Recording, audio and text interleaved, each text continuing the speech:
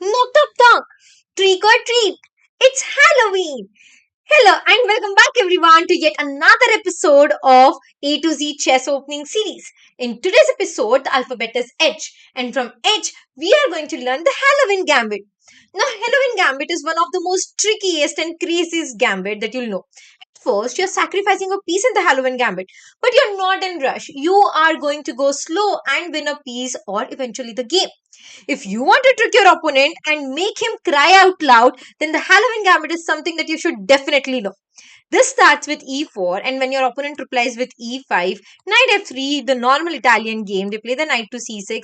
Now you go with the four knights game. You play a knight to c3.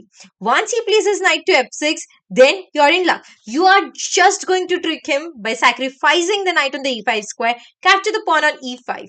Now he might think that this is a free knight. Well, it isn't. If he captures it on the e5 square, then we go ahead, we play a pawn to d4, give an attack to the knight. Now there are two options where the knight can go. Either the knight can choose to go back on the c6 square, or he can go back on the g6 square. He cannot definitely go on g4. I'll quickly show you why, because once you play a pawn to e5, then this knight has to move. Once the knight moves, then this knight will be lost. So the two knights protecting each other cannot be placed there. All right. So let's quickly explore these two options, one on c6, the other one g6. We'll start with the c6 one. If he places knight to c6, then we harass the knight, we chase him, we play our pawn to d5, giving him an attack. Now again, there are three ways where the knight can go. Either he can go back on b8, he can play to b4, or he can come up on e5. We are going to have a look at all of them. Let's start with the knight to b8 first. Once he moves back with his knight to b8, then we are going to chase the other knight. We are going to play our pawn to e5. Now, this knight cannot go to anywhere here because of your knight, and cannot go to any of these two squares because of the queen. So, only option left for him is to go back.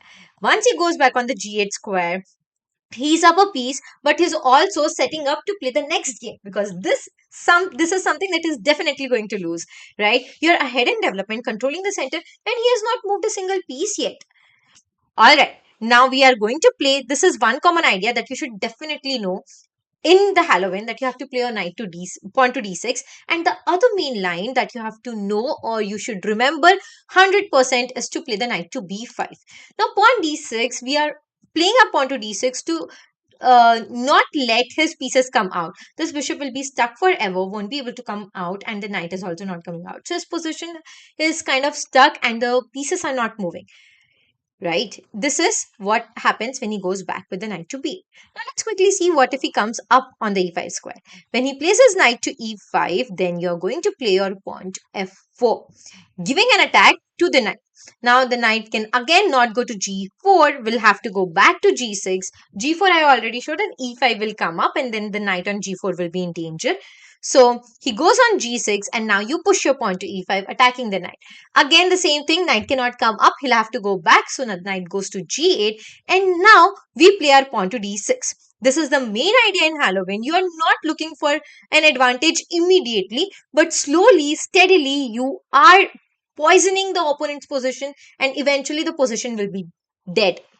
He captured it, you capture it back. Now the bishop can't come out. He's trying to play queen b6. Now queen b6 is one of the main lines here. When he places queen to b6, then knight b5. Remember I said these are the two moves that you should definitely remember. One, pawn d6, that you have to go for this d6 idea, and the knight to b5. Now knight b5 here aims to give a fork on c7 square. So there is no good way, or there's no other way that he can defend this except for moving his king. He has to move his king to d8, and once he is doing that, now you push your pawn to f5, giving an attack to this knight. Again, knight has no good squares. He'll come up on e5, and then you take advantage of this, gain a tempo, give an attack, and develop a piece. You play your bishop to f4. Once he protects it with the pawn to f6 square, now we are going to go queen d2. Queen d2 is a slow idea. You are taking control of this a5 square so that the queen never comes to a5, gives you a check. Also, in a moment, you'll understand the idea behind queen d2. Now, general move and the most logical move here for black is to play the pawn to a6. Once he places pawn to a6, you're first going to give an attack to the queen. He might say the knight on b5 is annoying. His only idea is to go to c7. And if I can kick off that knight from the b5 square, then there's no trouble that black will have. But he's mistaken, because now you can play a bishop to e3, give an attack to the queen. The queen cannot go anywhere.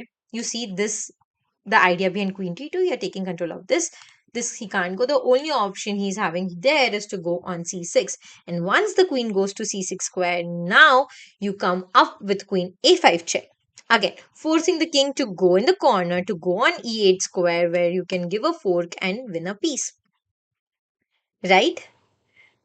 We are playing our pawn to e5. If the knight is not aiming to go back on the g8 square, rather he is trying to pin our pawn by playing the queen to e7, then we'll play our queen e2 and unpin it. Now if the knight goes back, you come up with the same idea, knight to b5 attacking the c7 square. So the only way he is trying to defend it by playing his pawn to d6, protecting that c7 pawn with his queen. Here you can first capture on c7 square. If the queen captures on c7 square, then you win the queen. Trick or treat, you win the game. You are winning the queen there. All right. So now in the starting position, we saw when he plays his knight to f6. Now, if you might have played with this opponent before and he knows what a Halloween Gambit is and want to try the four knights line or want to avoid that, and he starts with bishop to c5, at that time also knight e5 works amazingly well. You play on knight to e5, you give an attack to the knight. If he captures there, then you are forking and winning the piece on the spot. He captured your pawn, you capture the bishop back, the knight is in danger. You are having a good control in the center. Now if the knight goes back, then you can come up with the queen and you are doing fantastically well there as white. Alright, this was all about the Halloween Gambit. I hope you guys enjoyed this line and will try to do trick your opponent with this Halloween Gambit. If you like the content, please subscribe to my channel, share with your chess friends and like the video. Thank you.